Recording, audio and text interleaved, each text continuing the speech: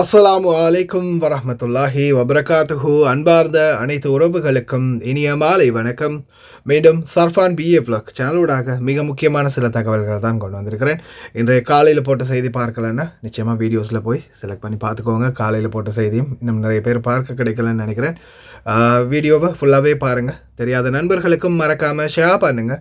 Video பிடிச்சிருந்தால் ஒரு like பண்ணுங்கள், சப்ஸ்கிரைப் பண்ணுங்கள், மறக்காமல் பெல் பட்டனை மோல் செலக்ட் பண்ணுங்கள்.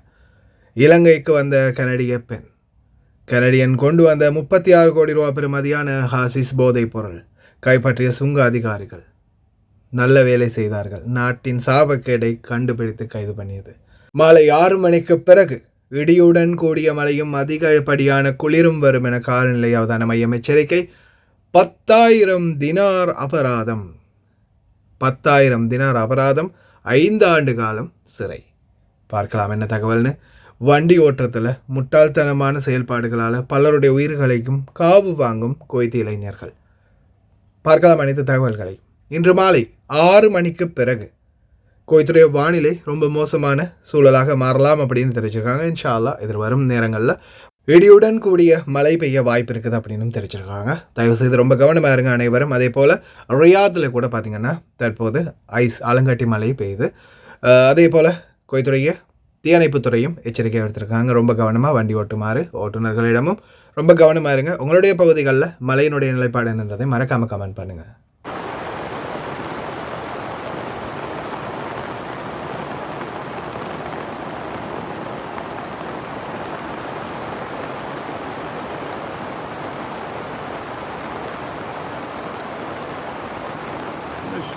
ما شاء الله تبارك الله. ركب علينا المطر الحمد لله رب العالمين.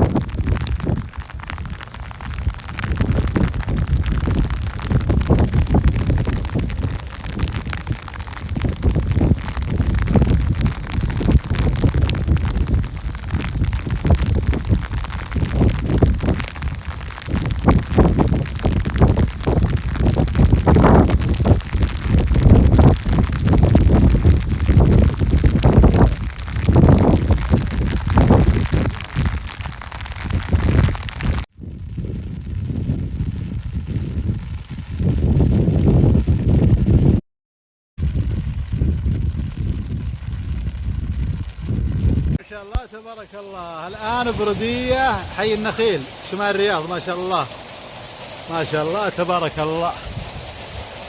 تصوير ترك الهلال. ما شاء الله تبارك الله.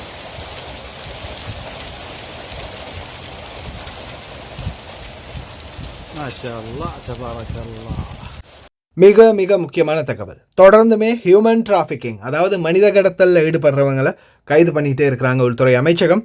இதன் அடிப்படையில் பார்த்தீங்கன்னா இப்போதைக்கு கிட்டத்தட்ட 4 பேர் கைது பண்ணப்பட்டிருக்காங்க. இவங்க எல்லாருமே காசு கொடுத்து அக்காம அடிக்கிறதுக்கு உதவி பண்ணக்கூடிய ஹியூமன் டிராஃபிக்கிங், மனித வியாபாரம், மனித கடத்தலில் ஈடுபடக்கூடியவங்க அப்படின்னு தெரிய வந்திருக்குது. அதே மாதிரி பார்த்திங்கன்னா மிக முக்கியமான தகவல் என்னென்னா 5,000 தினார் வரைக்கும் அபராதம்.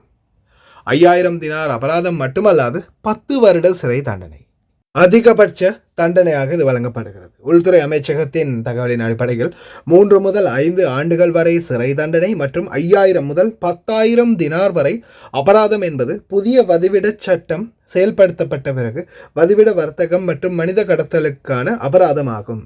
மீறுபவர்களின் எண்ணிக்கையால் அபராதம் பெருக்கப்படுகின்றது. மேலும் குற்றவாளி தனது பதவியை பயன்படுத்தி குற்றத்தை செய்த பொது ஊழியராக இருந்தால் அபராதம் இரட்டிப்பாகும். அதாவது ரெசிடென்சி அஃபேர்ஸ்லேயோ அல்லது மனித வளத்துக்கான பொது ஆணையகத்தில் வேலை பார்க்கக்கூடிய யாராவது ஒருத்தர் இந்த தவறுக்கு உடந்தையாக இருந்திருந்தால் இவங்களுக்கு இந்த அபராதம் இரட்டிப்பாகும். 5,000 தினார் 20,000 தினார் 10,000 தினார் 20,000 தினாராகும். 5 ஆண்டு சிறை 10 ஆண்டு சிறை தண்டனையாக கூட மாறும். அதிகாரத்தில் இருக்கிறவங்களுக்கு இந்த தண்டனை. வெளிநாட்டவர்களுக்கோ அல்லது குவைத்தி குடிமக்களுக்கோ 5,000 முதல் 10,000 தினார் அபராதமும் 3 முதல் 5 ஆண்டுகள் சிறை தண்டனையும். தயவு செய்து ரொம்ப கவனமாக இருங்க. வெளியில் அக்காமல் அடித்து காசு கொடுத்து நீங்கள் அடித்து வேலை பார்க்குறதும் சிறைக்கு செல்றதும் ஒன்று அப்படின்றத ஞாபகத்தில் வச்சுக்கோங்க. ஏன்னா இந்த நாட்டுடைய குடியிருப்பு சட்டத்தை மீறக்கூடிய அனைவருக்குமே இந்த சட்டம் பொருந்தும். வெளியில் அக்காம அடிச்சு ரெசிடென்சி அஃபேர்ஸ் வந்து சொல்லியிருக்கிறதே தெளிவாக, இந்த நாட்டில் வெளியில் அக்காம அடித்து காசுக்காக அக்காம அடித்து வேலை செய்கிறதுக்கு யாரும் அனுமதிக்க முடியாது அப்படின்னு தான் தெரிவிச்சிருக்கிறாங்க. அதனால் தயவு செய்து சொந்த கஃபீல்கிட்ட மட்டுமே வேலை பாருங்கள். கனடியன் வூமன் இல்லை, அது டீமன். கைது பண்ணியிருக்கிறாங்க கனடா நாட்டிலிருந்து இலங்கைக்கு வந்த ஒரு பெண்ணை சுங்க அதிகாரிகள். கிட்டத்தட்ட 36,360 மில்லியன் பொறுமதியான ஹாஷிஷ் போதை பொருள் கண்டுபிடிக்கப்பட்டிருக்குது. உண்மையிலேயே வாழ்த்துக்கள். சுங்க அதிகாரிகள் தொடர்ந்து இந்த மாதிரி பண்ணுங்கள், கைது பண்ணுங்கள் தயவு செய்து. அதுக்கப்புறமா இதை பிளாக்கில் வித்துறாதீங்க. அப்படியோ அதை வந்து ஃபுல்லாகவே டிஸ்ட்ராய் பண்ணிடுங்க, அழிச்சிருங்க. நாட்டில் பல போதை பொருட்கள் இன்றைக்கும் புழக்கத்தில் இருக்குது. பல வாழ்க்கைகள் சீரழிகிறதுக்கும் பல இளைஞர் யுவதிகள் இன்றைக்கும் கேடுகட்ட நிலைக்கு இட்டு செல்லக்கூடிய நிலைக்கும் தள்ளக்கூடியதில் ஒன்றாக இந்த போதைப் பொருள் முக்கியமாக இலங்கையில் மாறி இருக்குது. இந்த போதைப் பொருளால் பலருமே தங்களுடைய நினைவை இழந்து குடும்பம், சகோதரி, தாய், தந்தை என்ற ஒரு பாகுபாடு இல்லாத நிலைமைக்கு தள்ளப்பட்டிருக்கிறாங்க. இன்ஷா அல்லாஹ் எல்லாம் வல்ல இறைவன் இந்த மாதிரியான கயவர்களுக்கு நல்ல தண்டனைகளை கொடுக்கட்டும். தொடர்ந்தும் இது போன்ற போதைப் பொருட்களை கைப்பற்ற முழு சக்தியையும் எல்லாம் வல்ல இறைவன் இந்த அதிகாரிகளுக்கு வழங்கட்டும். அதே போல் தயவு செய்து இந்த மாதிரியான போதைப் பொருள் பழக்கத்தில் யாருமே ஈடுபடாதீங்க, உங்களுடைய வாழ்க்கையே சீரழிஞ்சு போயிடும்.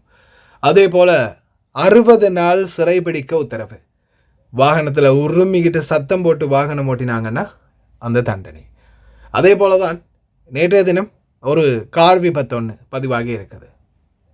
ரேஸ் கார் ஒன்றில் ஒரு இளைஞர் வந்து பாருங்கள் எப்படி வேகமாக போயிட்டுருக்குன்னு. அந்த ரேஸ் கார் ஒவ்வொரு கேப்புகளாலையும் பூந்து போய் கடைசியில் ஒரு கார் 2 இடைவெளிக்கு இடையில் புகுந்து போகிறதுக்கு முயற்சி பண்ணும்போது அந்த கேப் போதாததால் கடைசியில் அந்த வாகனம் மோதுது. இதில் இன்னொரு கவலைக்குரிய விடயம் என்னென்னா, கடைசியில் அந்த வேன், ஒயிட் கலர் வேன் போகுது பாருங்கள், அந்த ட்ராக்கில் போயிட்டு இருந்த ஒரு வண்டி கடைசியாக பாருங்கள், அந்த ரொம்ப இதாக காட்ட முடியாது, என்ன ஆக்சிடென்ட் காட்டினா இதில் வயலேஷன்ஸ் ஆகிரும். பாருங்கள் கடைசியில் அந்த சைடில் வலது பக்கமாக கடைசியில் போயிட்டு இருந்த வேன் அடிபட்டு கவிழ்ந்துச்சு. நான் பாட்டுக்கு சும்மா தாடா போயிட்டு இருந்தேன் அப்படின்ற மாதிரி அந்த வேனுக்கு நடந்த சோதனையை பாருங்கள். அந்த வேன் மெதுவாக வலதுபுறமாக போயிட்டு இருந்த வேன். இதுதான் நிலைமை. ஓட்டுநர்களே, நம்ம நல்லபடியாக போனாலும், நம்ம ரூல்ஸை ஃபாலோ பண்ணி போனாலும் வரக்கூடிய மூதேவிகள் எதையாவது பண்ணி நம்மளையும் சேர்த்து பிரச்சனையில் இழுத்து விட்டுருது.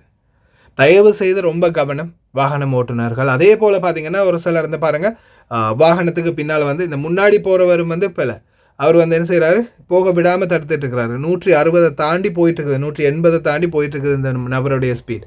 அப்போ அதுக்கு ஈக்குவலாக முன்னாடி போகிறவரும் ஓட்டிக்கிட்டு இருக்கிறாரு வழி விடாமல்.